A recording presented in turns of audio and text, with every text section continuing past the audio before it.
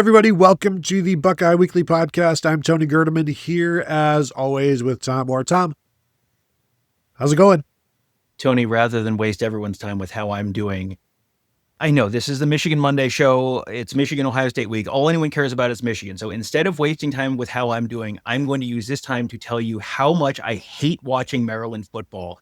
Dear holy Moses, is that a terrible team? That is a miserable watch. Like, awful, awful, awful. It was, how many different ways did they find ways? It was like the poorly coached team bingo card, and it was a coverall game, and it was like 7 minutes left in the first quarter. I'm like, bingo, got it. That's it. They've done all of the stupid things all at once. Like, have you guys practiced this season? Okay. All right. That's it. I've got it out of my system. Now we can talk about Michigan, especially as how it appeals or applies to the Ohio State game. No. A little bit more on Maryland. When was the last time you saw a player ejected for multiple personal foul penalties? And Zahir Mathis, a guy that Ohio State fans would recognize, a very good player, but gets booted. Yeah, that was. The first thing that comes to mind is that was it the Miami-Florida International brawl where the guy came on the field with crutches? Like, that's the first thing that comes to mind in terms of like just absolute insanity. Ned, okay, let's be honest. It's Egg Bowl week. I'm sure it's happened in the Egg Bowl at some point. Like, I'm sure there's just something I'm not thinking about. But yeah, it was just, and that was like the seventh dumbest thing that they did. Just absolute lunacy. Good news, Tony. Mike Locksley's back for another year. Maryland football, catch the excitement. Well, you say catch it, and that's a problem. They can't. They cannot catch. They had, I think I counted 6 drops. 2 of those weren't going to go anywhere, but 4 of those were going to go somewhere. There are also 5 missed throws from Malik Washington, the true freshman quarterback for Maryland, that could have hit, and 2 of them would have been touchdowns. There was a dropped interception that could have been a pick 6. You had Channing Goodwin as the last line of defense. The Michigan receiver is like he was the last guy between a potential interceptor and the end zone. So they were saying pick 6. I'm like, we'll see. Can we do the Statler and Waldorf on that one? Like the real old timey college football announcer. Oh, Tony, hit him in a bad place. Oh, that's why he plays defense. Oh, yes, hit him right in the hands. Yes, it was like, oh, Maryland fans, you will be in my prayers. Like you send out the season ticket brochure for Maryland football 2026, and it's like you have to put a picture of the crab pretzel on the front of the season ticket renewal brochure because it's like, what else are you coming out here for? I don't know. Fresh air, and that fresh Maryland sea air and the crab pretzel, the 2 great reasons to watch Maryland football 2026. I'm sure it'll go great. That fresh crab air that we all know and know. So Michigan wins 45-20. It was a decent game-ish. It was 21-10 at the half. Maryland went right down the field and scored to start the game, and then that was about it. And they left some plays on the field. They left potentially 3 touchdowns that could have, should have, that whole thing. And one of those turned into a field goal. So it's like, whatever. But they missed plenty of opportunities. And what Michigan has done this season is they've taken advantage of enough. And they took advantage of most of them in this one. I think the key story, Tom, no Jordan Marshall, but head coach Sharon Morris said he could have gone, and he was there. He didn't look like he was, as he was standing there walking, doing nothing, like he was injured all that bad. Although one time he did bend down to pick up a play card for Sharon or for Tony Alford, and he looked normal doing it. So maybe his shoulder's fine because I saw him bend down and pick something up. And we'll see. All of the subterfuge, and we see it every year with injuries, and we will continue to see it this year. But kudos to Bryce and Cusdall, the redshirt sophomore, who scored 3 touchdowns, 20 carries, 100 yards. I was impressed at how hard he runs, and we saw that against Northwestern. Dude runs hard and gets hit doing it. I thought he also made some nice moves, showed some good vision, and Michigan's offensive line was just mauling a Maryland defense that does not yet know about leverage and keeping leverage. Yeah, it was as lopsided an offensive line versus defensive line matchup as you will see in a conference game. This is, you watch Ohio State and Grambling, and it's like, yeah, boy, they really got whomped on the offensive line. Sure, great. This was just Maryland just getting swallowed up, just getting pushed 3 yards back virtually every snap. It was this Michigan offensive line has really come a long way over the course of the year. They've had a number of injuries. We've talked about this a bunch this year, but they've had a number of injuries. They've had, Gio Al-Hadi's gone in and out, and they lost their 5-star true freshman, I think, this spring, and then they lost their starting left tackle, Evan Link, to an injury at one point. They've got 3 redshirt freshmen starting on the offensive line now. They're starting to gel. They're starting to come together. Now, the test is going to be a lot sterner this weekend with Ohio State. I don't know that they'll be able to push Caden McDonald around the way they were able to push the Maryland front around, but they were solid. They were impressive. Bryce and Coastal, like you said, I was very impressed. Burst, vision, quickness. He was a very, very pleasant surprise to me. Like, we had seen him run hard, but it was kind of garbage time against Northwestern, and that was really the only time we'd seen him in any kind of extended action. So this was like a impressive game. It reminded me a little bit of when Dallin Hayden was at Ohio State, and it was the week before the Michigan game in 2022. Okay, yeah, 2022, and he stepped in and was like the 3rd or 4th running back, and stepped in and had 130 or something like yards, and it was like, oh, that was an impressive game. We'll see how much Coastal plays this week. Michigan, I'm sure, would love to have Jordan Marshall, but it does feel like, okay, they have someone behind him now that is, it feels like a legitimate option. They also had Jasper Parker, who was the guy behind Coastal, true freshman running back. He went off with an injury. He had his shoulder pads off towards the end of the game and was going to get evaluated for something, presumably an upper body, something or other. So, the depth chart there's still a lot of dings and dents and dings and scratches in that running back room, which is not, super unusual for this time of year. But, if Jordan Marshall can go, it feels like they do have 2 legitimate running backs there. And I stopped watching before 4th string Tomas O'Meara went for 71 yards on 8 carries in the final 5 minutes of the game. I'm sorry. He had a 45-20 at that point. Some of us finished the drill, so, and I can tell you one of them was just a real long run off left tackle, just kind of like down the sidelines, and it was he looked like he might go all the way, and then Maryland safety kind of came out of nowhere to hit him. But yeah, it was a game when Michigan just physically dominated Maryland, really on both sides of the ball. Well, and speaking of physical domination, Max Bredesen, the tight end fullback, goes out, leaves in the first half, does not return, on crutches at that point. And so as we record this on a Sunday, we have not heard from the Monday press conference because time and space, physically impossible. But I do wonder what the prognosis will be from Sharon Moore, and how truthful will anything said about injuries be this week from anybody. Can we get a doctor to just be truthful? No doctors allowed in either state. So don't even attempt that. Without him, if he's not there, that creates an issue with the running game as well. You've got a banged up fullback, perhaps a banged up tailback. Does not bode well for what you want to do, but we have seen lesser Michigan teams beat very good Ohio State teams. So all of the caveat, or all of this, this exposition, this explaining of, boy, things sure aren't looking positive for Michigan. Doesn't matter. They beat Ohio State without a quarterback last year. So that is always the trump card that every Michigan fan or Ohio State fan can throw in while we're trying to do all of this, Tom, this actual analysis. And then they'll just go, but I saw what I saw last year, and it's like, yeah, we sure did. So we've got nothing.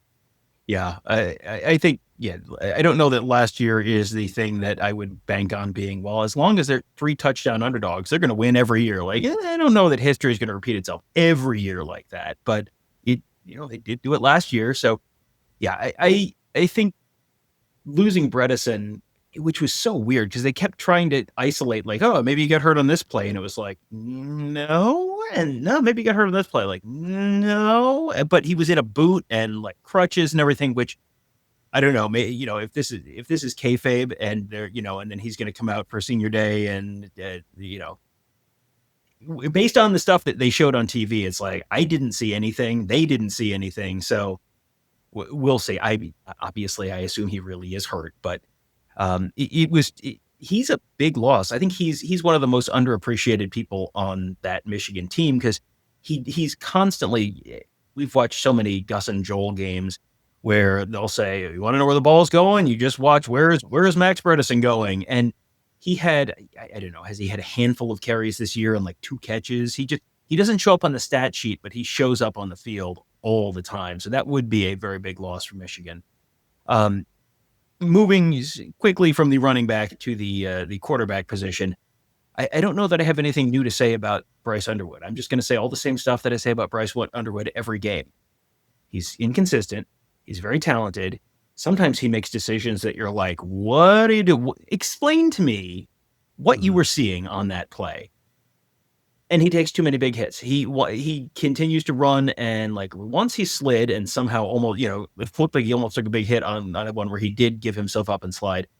But he plays through a lot of contact, and I know he's big, and it hasn't caught up with him yet. But man, oh man, I watch him take these hits, and it's like, with as important as he is to that Michigan team, that always makes me a little leery.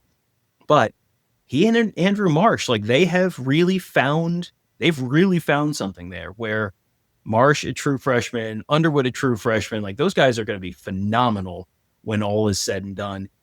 Underwood has started to find him down the field a little more, and it's not always consistent, but it feels like it's much more consistent with Marsh than it is with anyone else, which I don't know if that is he's the most talented receiver or they just have a better connection together, whatever it is. Underwood will look kind of lost throwing to some people. He never seems to look real lost throwing to Marsh. I can remember one earlier in the season, you saw that where it was just like, I don't know who was wrong there, but one of you was very wrong. You're not seeing that anymore. And those are, that's what you would expect from freshmen, talented freshmen. They're going to get substantially better over the course of the season. And I think you've really seen that play out with both of those guys. Yeah. Underwood, 16 of 23 for 215 yards, 2 touchdowns, no interceptions. Could have been for sure. But one was dropped. Like I said, mentioned it on maybe a previous show or maybe this show, Tom. Again, we're going to do that a lot this week. Right into a defender's hands. Could have attempted to take it in for a pick six. There was just one receiver like that standing in between him and the end zone. Did not catch it. And then the next drive, Michigan does the exact same thing. Like their guy catches it. So they didn't take advantage of the mistakes. If they did, would they have won? Michigan's probably always going to be able to outscore them, outrush them, outpush them around, that sort of thing. It's just, come on, Maryland. You got to take the plays that Michigan gives you. And they gave them some plays, and they didn't really take any of them. Andrew Marsh, 5 for 76, 1 touchdown, 9 targets. I think watching Bryce Underwood, you can see sometimes when he drops back and he throws, like his whole body kind of lowers, gets closer to the ground, like his butt drops to the ground. And I think it raises the trajectory of his pass. Maybe that's why some of his passes are high. I am not a QB guru. I do not, maybe I should be, but that's just, you see some of the footwork where he's not stepping into the throw, he's sidestepping and he's just flipping something. And those are the ones where you're like, you're getting away with some stuff here, and you wonder if he can get away with that against Ohio State, then Michigan's going to have a very good chance to win. If he doesn't attempt any of those, then Michigan would also have a chance to win. But if you don't get away with those, it's probably not going to go well for the Wolverines. Well, the last 2 years, Michigan has won close games, and in both of those, Ohio State has thrown an interception deep in its own territory that has set up a Michigan touchdown, and both of those games were decided by less than a touchdown. So, if Ohio State doesn't make that one big mistake, and Bryce Underwood makes one mistake, and he's a true freshman. We say this every year. We've said this probably on every Michigan Monday show. A true freshman is going to lose you a game at some point during the season, and I don't know that he really lost them either of their 2 games. They got beat, rather thoroughly by both Oklahoma and USC. But he really tried against Northwestern. He really tried against Purdue, and they were not They were too gracious to accept. But he is still in the young and inconsistent phase of his career. He's going to get better. He's going to be harder to beat in future seasons. He is still at the point where he's doing the no, no, no, no, no. He will have the no, no, no, no, no, yes plays every once in a while. There's still a lot of no, no, no, no, no, don't do that kind of plays. And yeah, the mechanics, I'm with you. I'm not exactly, Quincy Avery or whoever, but I can look at his mechanics and go, that doesn't look right. And frequently the ball comes out at an angle or a trajectory that also doesn't look right. And so he's going to learn, he's going to get better, but right now it's still a work in progress, which it's a true freshman. This time last year, Julian Sayin would not look like Julian Sayin has looked this year, because this is Julian Sayin's second year. We'll see if Bryce Underwood can take that kind of a step forward next year. But this year, it's still a little bit of a work in progress. On the defensive side of the ball, do you have anything else on offense? Well, just one last thing. Michigan 12 of 14 on third downs. You don't see that very often. I was going to throw that in the last thing for the offense. Yeah. Defense, man, this is another thing. I feel like this is just sort of confirming our priors at this point on all these shows. Like, we've watched all of their games at this point this season. We've seen all 11 games. Themes are starting to develop. One of the themes is Michigan can get got in the passing game downfield. Like, the corners are fine. They called the broadcast called Jair Hill Michigan's top corner at one point, and I was like, is he? I mean, maybe. Zeke Berry certainly had the best play of the game from the corners. He had one where a Maryland receiver got like a step or two behind him. The ball was slightly underthrown, and he like laid out for it, where if he doesn't get his hand on the ball and the guy actually catches it, which is not a given in this case, but if the guy catches it, it is 6 points all day long. But he made a heck of a play to knock that one away. Jair Hill, every week, I write down, if I control F Jair Hill in my notes app, it is going to be a bunch of stuff. It's like, oh, he got beat deep again, huh? That's wild. All right. Wow. What are the odds? He, on the opening drive, gave up a long pass. There was another one where a wide receiver, just toasted him off the line of scrimmage. It just got overthrown. Happened again a couple plays later. And that one, there was a throw behind the receiver, and Brandon Hillman, the safety, came over and kind of knocked it loose. But that is one where I don't know that Michigan, if Jeremiah Smith and Carnell Tate play, I don't know that Michigan can really trust Jair Hill to cover those guys on anything close to consistent basis without safety help over the top. And if they have to have safety help over the top, that's going to take away some of the stuff that Wink Martindale probably wants to do, or it's going to open up a lot of stuff in other areas of the field. So that is one where, going through the playoff last year, we watched Tennessee games and we watched Texas games, and it was like, here's the guy that Ohio State's going to try to pick on. And, I think the version for this weekend is number 20 in the home blue jersey. 20 and 10, because they can both be got. And we saw 3 times in this one, just 3 times that they were thrown at Jair Hill that he was beaten. And you had Maryland complete one of those. And the first one you mentioned right away, 29 yards on an offside call. So you just throw it up and beaten right off the line.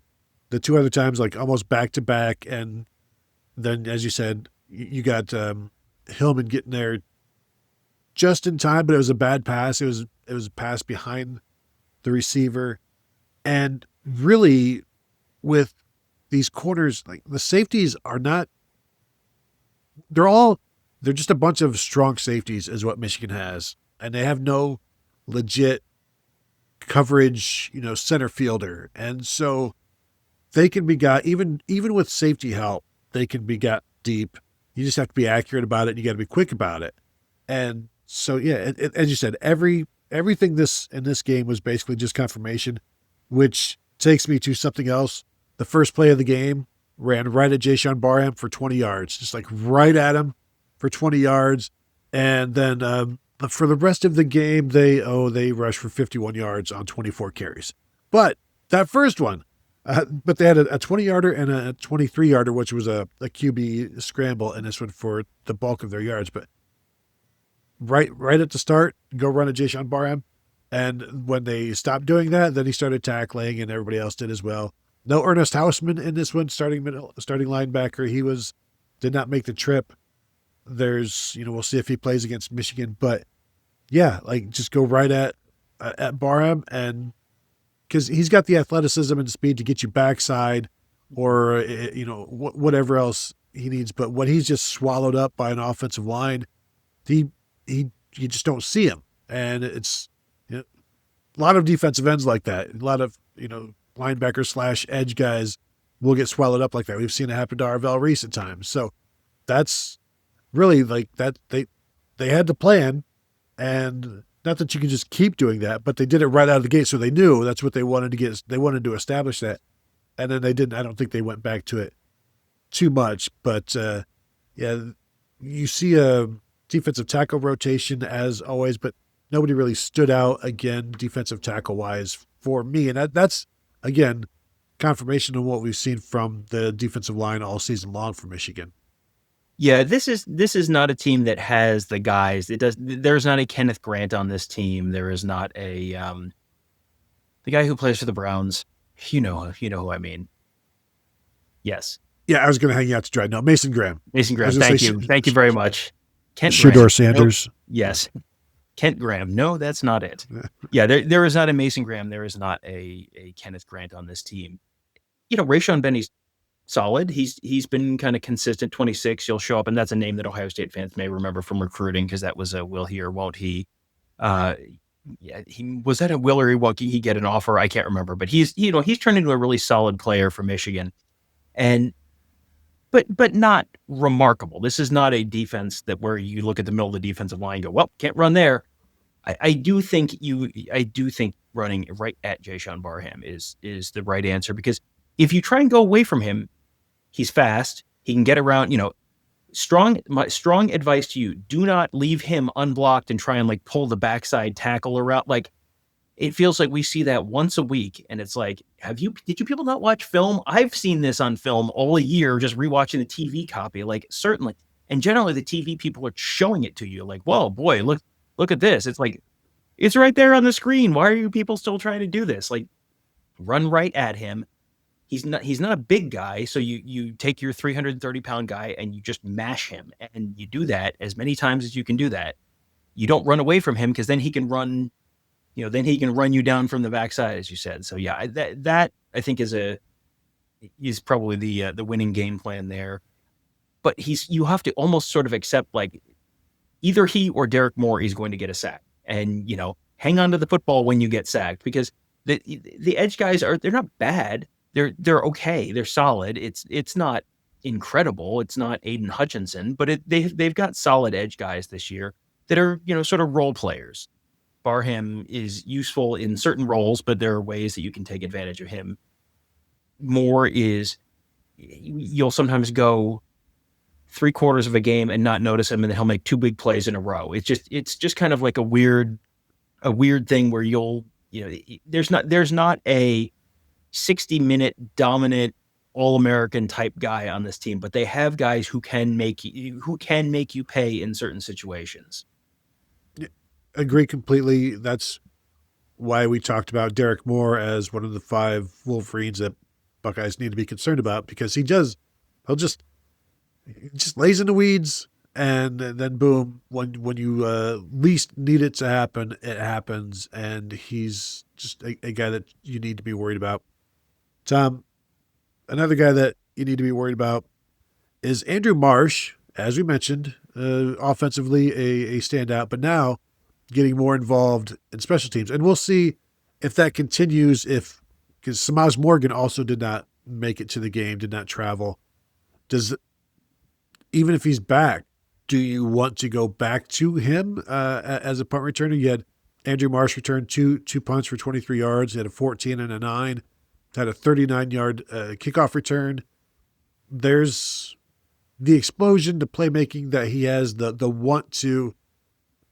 I think sticking with him is the right move, even regardless of Samaj Morgan's situation, which I don't know that we know anything about. But anytime you can get Andrew Marsh the ball, I'm all for it. At least if you're a Michigan fan, Yeah. Oh, 100%. If I'm a Michigan fan, the more I see Andrew Marsh, the better. And this is sort of like Bryce Underwood, where, would you rather have, Davis Warren in there at quarterback, or would you rather have Bryce Underwood? Well, Davis Warren's going to make the responsible decision, but there's a bunch of stuff that Bryce Underwood can do that Davis Warren can't do. So you're going to, if you're the underdog, you're going to want to have your guy in there that can give you these sort of high variance in potential high upside. And to me, that's Andrew Marsh. And that's Andrew Marsh in the kick game. That's Andrew Marsh as a wide receiver.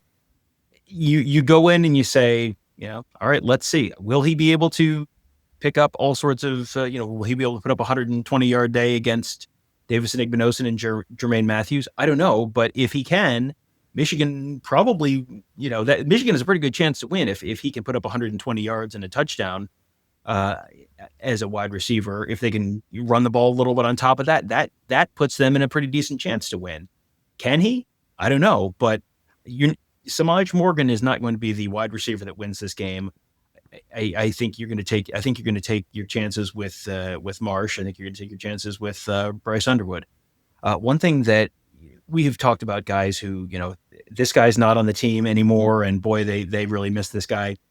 2024 Dominic Zavada is not on the team anymore. 2025 Dominic Zavada is that is not the same player. We've talked about him again a bunch on these shows. Mm-hmm. Another missed field goal.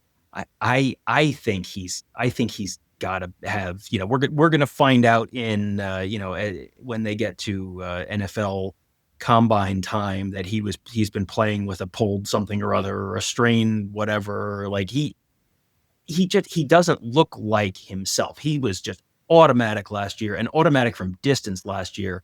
And he's missing a bunch of mid-range field goals this year. Mm-hmm. So, that this time last year you went into the game and you thought, boy, this is a huge advantage for Michigan.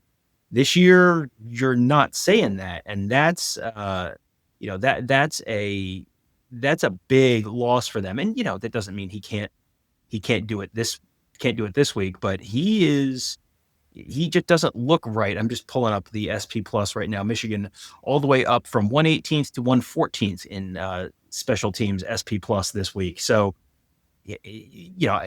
maybe Andrew Marsh is the difference maker, and, making that change is what makes a big difference for them. But, if I'm Michigan, I'm ready to try something else. If I've got the 114th ranked special teams in the country, I'm ready to try something else, and Andrew Marsh is something else.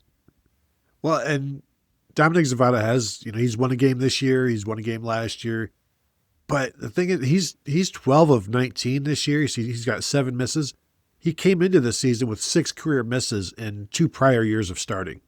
And so he's already missed more kicks this year than he had his entire career prior. And only one of those has been been a 60-yarder where you're like, yeah, you're not expected to make that. And the others, as you said, what did he miss in this one? A 36-yarder? So yeah, something like that. And it was 38. On the broadcast, they talked about it like, well, this is a kind of get your confidence up kind of kick. Like, oh, all right, we're going to put you in, and we know you're going to make this one. It gets a nice, easy 36 wide right. Like, oh, goodness. And he made one later. It's, this is not the yips necessarily where he's like completely lost the ability to put the ball through the uprights. It's just inconsistent. And that to me is just very, very, very weird. And I like I said, I wonder if we're going to hear about, that he's not 100% at some point later on. Last thing for me is kudos to the Maryland attempted an onside kick, and Michigan did a heck of a job recovering that. Michigan did a good job. I think there were a couple of kind of reverse double pass flea flickers that they did not lose coverage on. So they were locked in on this one. They have a big game coming this week, but they were locked in with their discipline in both defensively, offensively, and special teams. So I thought that was a good job overall by the entire operation. Yeah, this was a real just handle your business kind of game, and Michigan was playing without their best running back, and this wasn't a phenomenal game by any means. This was not the Bryce Underwood game or the Andrew Marsh game or whatever. It was Michigan just handling their business. And when you juxtapose that with, the circus music coming from the other sideline, it was pretty clear. Like this is a team that is doing what it needs to do in handling these games. Ohio State all year, we've talked about Ohio State just not falling into the trap, not stepping on the landmine of, well, it's a, oh boy, is it a trap game?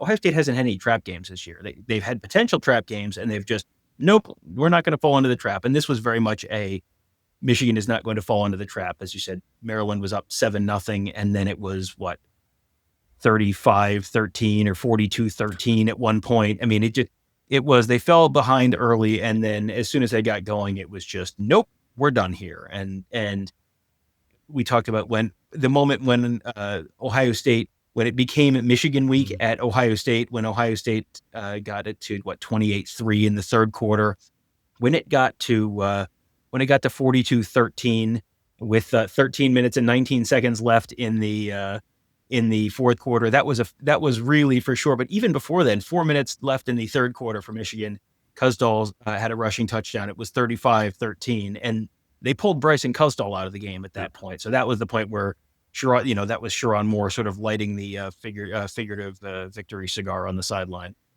That was him saying, "It's Ohio week." Mm-hmm. Please, no angry responses to that. I will say we are doing some listener question shows. We will do a listener question show for the Michigan fans. If you've got some questions, go ahead and throw them in the responses to this video. And we've already got a bunch. We will see what we can do. If you got something you want to know, we could go ahead and answer that for you and in the best way we can possible. If you are watching on YouTube, go ahead and hit that thumbs up. We would appreciate that. Subscribe to the channel. Hit the bell to be notified. All that good stuff. If you're listening, 5-star rating and review is always appreciated. Buckeyes tomorrow morning, Tom's morning show, our show here at Buckeye Weekly Podcast. Always appreciate the support there. And of course, you can continue to find us at the Buckeye at BuckeyeHuddle.com. Join us there at the message board presented by Jeff Ruby's Columbus. We would love to see you there. So, hey, a lot of shows. All right, get off my back, Tom. And I got to go. All right, we will talk to you all later. Have a good day. Goodbye. We'll see ya.